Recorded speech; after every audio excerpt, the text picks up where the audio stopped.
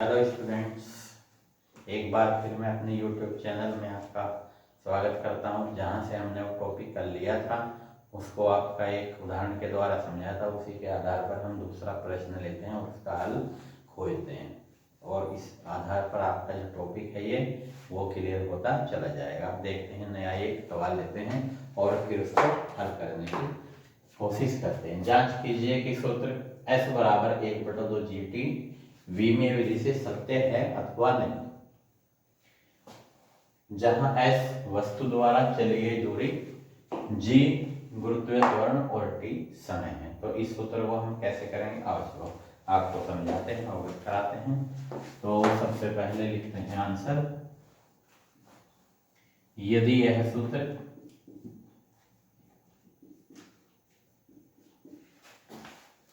S बराबर 1/2 GT विमीय विधि से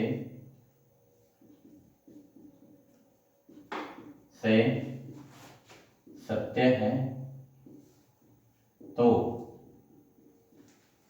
LHS की विमा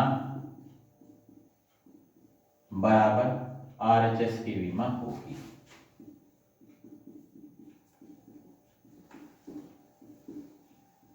अर्थात बाएं पक्ष की विमा दाएं पक्ष की विमा के बराबर होगी। अर्थात बाएं पक्ष का जो विमीय सूत्र है वो दाएं पक्ष में लिखे पदों के विमीय सूत्र के बराबर आएगा। तो आइए LHS की विमा देखते हैं। LHS की विमा बराबर S की विमा, तो S चली गई, दूरी है तो दूरी का विमीय सूत्र आपको पता है, कैपिटल L। RHS की विमा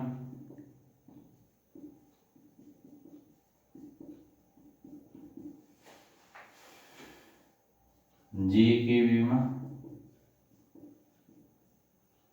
इंटू T की विमा। चूंकि 1/2 नियतांक है अतः यह विमाहीन राशि है। अतः यह विमाहीन राशि है।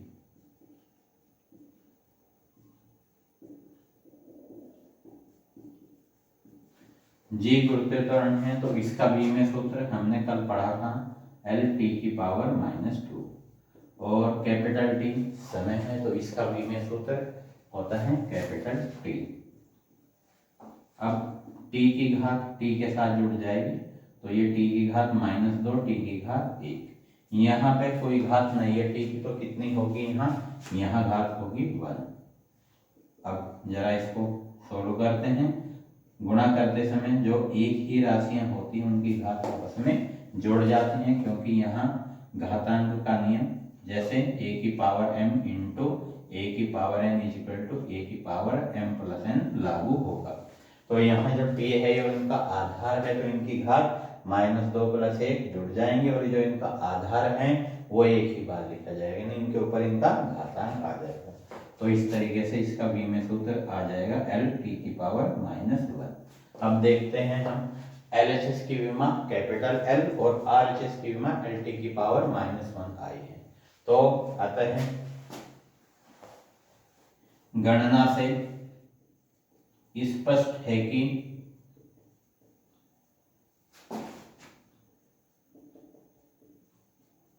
LHS की विमा बराबर नहीं है, बराबर को काट देंगे तो इसको पढ़ा जाएगा बराबर नहीं है RHS की विमा, यानी बाएं पक्ष की जो विमा है वो दाएं पक्ष की विमा के बराबर नहीं आई है। तो इस आधार पर अतः इस आधार पर हम कह सकते हैं कि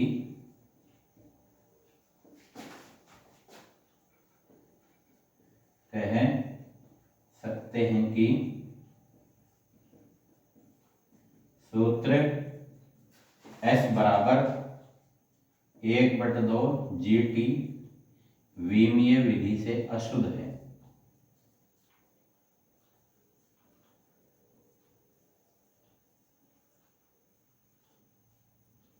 विमीय विधि से अशुद्ध है। तो बच्चों आप ये समझ गए होंगे कि जैसे ये फार्मूला है S बराबर 1/2 हाफ GT विमीय विधि से सत्य है या नहीं, तो इसकी जांच हमने की है और हमने ये समझा है कि यदि यह सूत्र S बराबर 1/2 GT विमीय विधि से सत्य है तो LHS की विमा RHS की विमा के बराबर होनी चाहिए। अब हम इसकी जांच की है। LHS की विमा कैपिटल LI है क्योंकि ये दूरी है, और RHS की विमा निकालने के लिए हम G की विमा लिखते हैं और बीच में कोई निशान नहीं है तो गुणा का चिन्ह लगाते हैं T की विमा, और 1/2 को छोड़ देते हैं क्योंकि ये कांस्टेंट है, इसका कोई विमीय सूत्र नहीं है। तो G गुरुत्वीय त्वरण है, उसकी विमा LT की पावर -2 और फिर गुणा, और T समय है, समय की विमा कैपिटल T यानी इसका जो विमीय सूत्र है वो कैपिटल T है। अब जो भौतिक इसमें राशियां आई हैं L और T, उनके आपस में गुणा करेंगे तो इनकी घात जुड़ जाएंगे। जो एक जैसी राशियां होती हैं वो घातांक का नियम लग जाएगा, a की पावर m और गुणा a की पावर n। तो जो आधार होता है वो एक ही बार लिखना है, जो घात है वो आपस में जुड़ जाती है। तो इस वजह से ये घात जुड़कर -1 आई है। अतः गणना से स्पष्ट है कि LHS की विमा RHS की विमा के बराबर नहीं आई है। इस आधार पर हम ये कह सकते हैं कि यह सूत्र S बराबर 1/2 GT विमीय विधि से अशुद्ध है अर्थात गलत है। हेलो स्टूडेंट, देखते हैं अभी अनुप्रयोग 1 का क्वेश्चन नंबर 3 लेते हैं। विमाओं की सहायता से दिखाइए कि L लंबाई के सरलोलक के आवर्त काल का समीकरण T बराबर 2 पाई L/G अशुद्ध है। अर्थात हम ये जांच करेंगे कि ये जो विमीय सूत्र ये जो सूत्र लिखा हुआ है भौतिक सूत्र, तो ये सही है या नहीं है। तो इसके लिए हम अनुप्रयोग 1 पर आधारित नियम लगाते हैं जो इस प्रकार से है। यदि सूत्र T बराबर 2 पाई L/G विमीय विधि से, विमीय विधि लिख दो या विमीय रीति लिख दो, एक ही बात होती है, अशुद्ध है, शुद्ध है या तो LHS की विमा बराबर RHS की विमा, और यदि यह सूत्र विमीय विधि से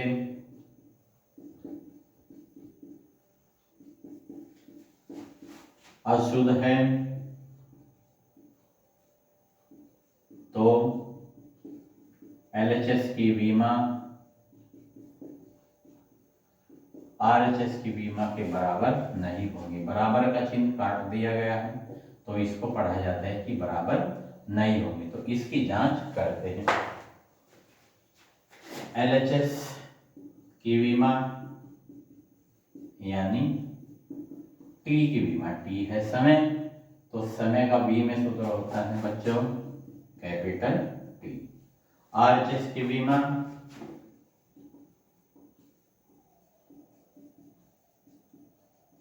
RHS की विमा निकालते हैं। RHS में लिखा हुआ है 2 पाई L/G। L की विमा अपॉन G की विमा।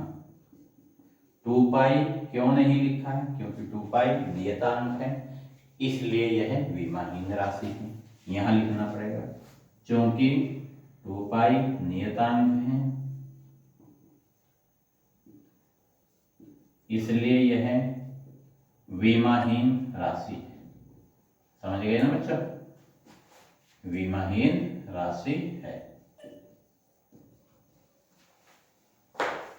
अब यहां L की विमा लिखते हैं कैपिटल L, और G जो है वो गुरुत्वीय त्वरण है, तो गुरुत्वीय त्वरण की विमा होती है LT की पावर -2। ठीक है ना बच्चों, समझ आ रहा है आपकी? तो क्या होगा L/LT की पावर -2, एक ही ब्रैकेट लगा देंगे, L से L कट जाएगा, ये T की घात ऊपर जाएगी। जैसा मैंने आपको कल समझाया था कि अंश से हर में जाने पर, हर से अंश में आने पर घात का चिन्ह बदल जाता है, तो इसका टी की पावर 2 हो जाएगा। तो अब हम ये देखते हैं कि एलएचएस की विमा आरएचएस की विमा के बराबर नहीं आई है, तो हम ये कह सकते हैं कि यह सूत्र विमीय विधि से अशुद्ध है। तो ऐसा ही लिखेंगे, चूंकि गणना से स्पष्ट है कि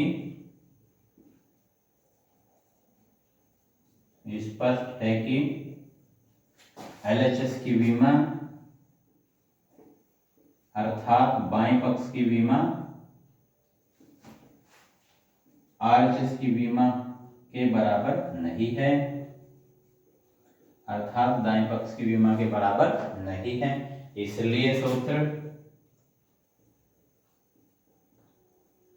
T बराबर 2 पाई L/G विमीय विधि से अशुद्ध है।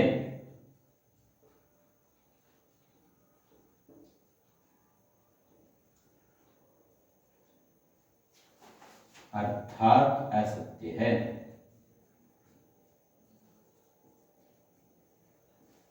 अर्थात गलत है। यानी हमने ये अनुप्रयोग 1 से पता लगा लिया है कि सूत्र T बराबर 2 पाई L/G विमीय विधि से अशुद्ध है। ठीक है बच्चों, इसी अनुप्रयोग को आगे बढ़ाते हुए जैसे कि कक्षा 11 की परीक्षा में देखा गया है कि क्वेश्चन जो हैं इस अनुप्रयोग पर बहुत अधिक आते हैं, अलग अलग हर साल बदलते हुए आते हैं। तो हम एक नया क्वेश्चन लेते हैं। समीकरण के बराबर 1/2 आई ओमेगा की पावर 2 विमीय रूप से सही है अथवा नहीं, इसका परीक्षण कीजिए, जहां के घूर्णन गतिज ऊर्जा, आई जड़त्वाघूर्ण और ओमेगा कोणीय वेग है। तो इसको ठीक पूर्व की भली भांति करते हैं, लिखते हैं, यदि सूत्र के बराबर 1/2 आई ओमेगा की घात 2 विमीय विधि से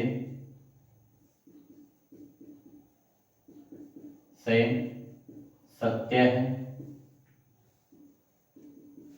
या सही है, तो एलएचएस की विमा अर्थात बाएं पक्ष की विमा आरएचएस की विमा के बराबर होगी, की विमा के बराबर होगी।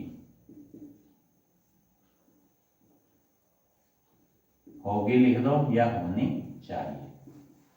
तो हम इसका परीक्षण करते हैं, बाएं पक्ष और दाएं पक्ष का विमीय सूत्र यानी विमाएं निकालकर। एलएचएस की विमा बराबर कैपिटल के की विमा, यानी कैपिटल के जो यहाँ पे भौतिक राशि है वो है घूर्णन गतिज ऊर्जा। अब देखो ऊर्जा का विमीय सूत्र m L की पावर 2 T की पावर -2। तो एलएचएस की विमा m L² T की पावर -2। इसी प्रकार आरएचएस की विमा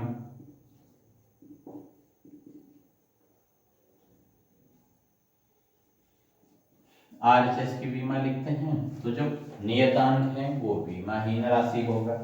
तो यहाँ लिखा जाएगा आई की विमा यानी जड़त्वाघूर्ण की विमा और गुणा ओमेगा स्क्वायर की विमा। ओमेगा कोणीय वेग है, यहाँ ये डब्ल्यू के जैसा ही होता है, लेकिन इसको इस तरीके से बनाया जाता है घुमा के ना, ऐसे डब्ल्यू ऐसे बनता है, तो इसमें थोड़ा लिखने में सही करना चाहिए। ये नहीं है कि आप ऐसे लिख दो तो वहां आपके मार्क्स कट जाएंगे, तो इसको ऐसे लिखा जाता है। तो जड़त्वाघूर्ण की विमा जो है वो होती है m L की पावर 2, और जो घनत्व की ये जो है ओमेगा कोणीय वेग, इसका जो विमीय सूत्र होता है वो होता है t की पावर -1। तो ये लिखेंगे t की पावर -1 उसकी घात 2। तो यहाँ m L² इंटू टी की पावर -1 इंटू 2, ये कहाँ से नियम आया कि हमने यहाँ इस घात की इसमें गुणा कर दिया। तो हम घातांक के नियमों की जांच करते हैं। चूंकि में लिखा जाएगा a की पावर m अलग से उसकी पावर n, तो ये हो जाएगा a की पावर m इंटू n अर्थात a की पावर m। इसका मतलब क्या हुआ, अगर किसी संख्या के पहले से ही कोई घात हो और फिर हम बाद में उसके ऊपर भी कोई घात लगाएं तो उनकी घात की आपस में गुणा कर देते हैं। चूंकि करके नियम हमने आपको समझा दिया है। तो अब देखते हैं ये क्या तैयार हो जाएगा v में सूत्र।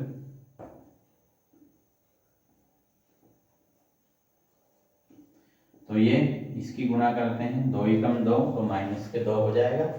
तो अब इसको कंप्लीटली लिख देते हैं m l स्क्वायर टी की पावर -2। तो बच्चों अब आपने ये सीखा है कि LHS की विमा RHS की विमा के बराबर आई है। तो अब हम ये कह सकते हैं कि बाएं पक्ष की विमा दाएं पक्ष की विमा के बराबर है। तो ये विमीय सूत्र, तो यह जो सूत्र दिया हुआ है विमीय विधि से सत्य है। तो लिख देंगे क्योंकि गणना की प्रक्रिया से स्पष्ट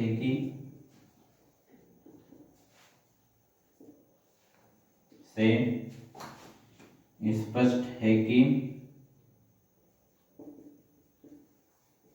LHS की विमा बराबर RHS की विमा।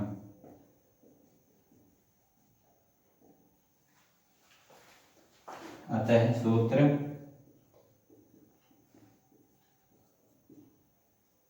के बराबर 1/2 आई ओमेगा की पावर 2 विमीय विधि से या विमीय रूप से सही है।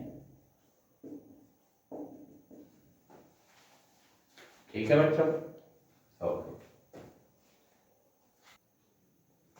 उसी संदर्भ में एक और समस्या को हल करते हैं। जिस तरीके से कक्षा 11 की परीक्षा में ये सवाल पूछे जाते हैं, तो ऐसे एक नया एग्जाम्पल लेते हैं या एक नया सवाल लेते हैं। किसी तार में अनुप्रस्थ तरंग की चाल के सूत्र v बराबर वर्गमूल capital T upon small m की सत्यता की जांच विमीय विश्लेषण द्वारा की थी। विमीय विश्लेषण का मतलब भी विमीय विधि ही होता है। ठीक है बच्चों, तो आप तो समझ गए होंगे वही प्रक्रिया चलेगी। तो सबसे पहले आंसर लिखते हैं। सूत्र v बराबर वर्गमूल t/m में जो भौतिक राशियां हैं उनको बताते हैं कि ये क्या है। कैपिटल टी तार में तनाव, स्मॉल m तार के एकांक लंबाई का द्रव्यमान, स्मॉल v अनुप्रस्थ तरंग की चाल, तरंग की चाल v की विमा हमें पता है चाल या वेग की विमा lt की पावर -1 होती है, और कैपिटल टी यानी तनाव यानी बल जो नीचे को लगता है डोरी के ऊपर, तो उसका v में सूत्र होता है mlt की पावर -2, और स्मॉल m की विमा एकांक लंबाई के द्रव्यमान की विमा, अर्थात कैसे निकालते हैं एकांक लंबाई के द्रव्यमान की विमा, द्रव्यमान की विमा को अंश में लिखो और अपॉन में यानी उसके हर में लंबाई की विमा लिखो। तो द्रव्यमान की विमा कैपिटल M होगी और लंबाई की विमा कैपिटल L होगी। अब हम यहाँ देखते हैं कि L की घात यहाँ हमें दिखाई नहीं दे रही है, जैसा मैंने आपको पहले भी समझाया था। तो यहाँ पे कोई घात नहीं है M और L की, तो L की घात कितनी होंगी 1 होगी। अगर हम उसको एक लीनियर लिखना चाहेंगे रेखा में, तो हमें इसको ऊपर ले जाना पड़ेगा। तो ऊपर ले जाने से घात का चिन्ह बदल जाता है, यानी यहाँ पे घात इसकी 1 है तो ऊपर आके वो m के साथ जब उसको लिखेंगे तो कितनी हो जाएगी l की पावर -1। तो इसका v में सूत्र हो जाएगा स्मॉल m का m l की पावर -1।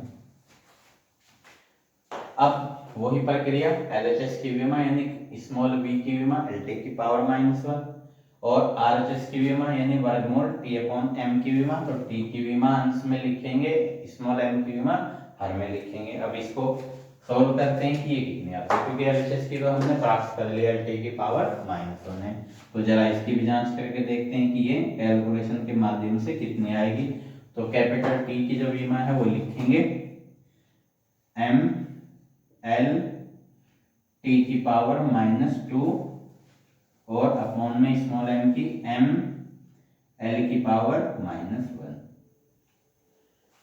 m से m को काट देंगे, ये l की घात -1 ऊपर जाएगी यानी हर से अंश में जाएगी, तो इसकी घात का चिन्ह बदल जाएगा, यानी l हो जाएगा। और t की पावर जो माइनस ये है माइनस के 2, इसको आप कैसे लिख सकते हो, इसको हम लिख सकते हैं t की पावर -1 इंटू टी की पावर -1। जैसे आगे करते थे तो जोड़ते थे घात को, अब अगर -2 है तो -1 और -1 अलग अलग आधार लगाकर उसको अलग अलग कर देते हैं। अब वर्गमूल का नियम होता है कि संख्याओं के दो दो के पेयर में से एक एक बाहर निकलता है, तो ये आ जाएगा बच्चों l t की पावर -1।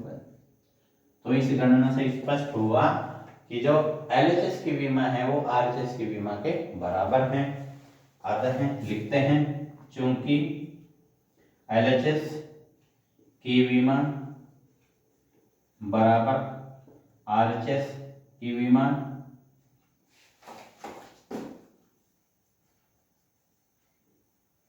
अतः सूत्र V बराबर वर्गमूल T/m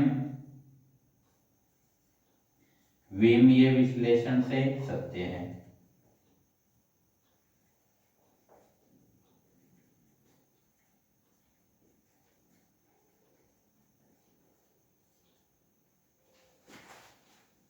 विमीय विश्लेषण से सत्य है। हर एक प्रश्न जो बोर्ड पर आपकी परीक्षा में आता है, गृह परीक्षा में 11वीं क्लास की, तो हम उसको आपको समझाते हैं और ये सब आपको नोट करना है, तो आपका मार्गदर्शन बहुत अच्छा होगा और आप खुश रहेंगे कि भाई हर topic serial wise question wise हम आपको समझा रहे हैं। Okay, thank you. ये और इसके आगे के क्वेश्चन हम आपको अपने YouTube चैनल के अगली वीडियो में समझाएंगे। Thank you.